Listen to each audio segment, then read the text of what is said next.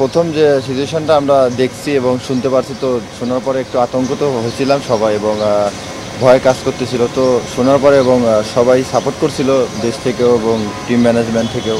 তো বিসিবি থেকে অনেক খোঁজ খবর নিছে আমাদের সবসময় এবং পিসিবি এবং পিএসএল টিম থেকে অনেক খোঁজ খবর নিছে যে আমরা ভালো আছি কিনা। আমরা ফ্লাইট টেক অফ করার 20 মিনিট পরে ওইখানে এয়ারপোর্টে একটা মিসাইল পড়ছে।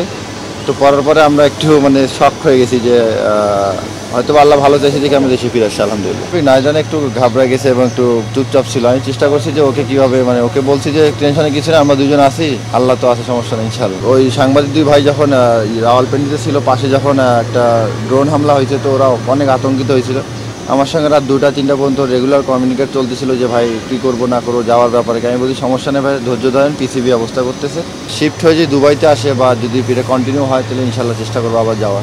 আমাদের পরামর্শ দেওয়ার কিছু নেই, জাস্ট সবাই সিচুয়েশন দেখছে এবং সবাই বুঝতেছে সিচুয়েশনটা কি এবং সবাই সোশ্যাল মিডিয়া ফলো করে। তো চেষ্টা করবো যে সবাই আন্ডারস্ট্যান্ড মানে সব কিছু ব্যাপার নিয়ে।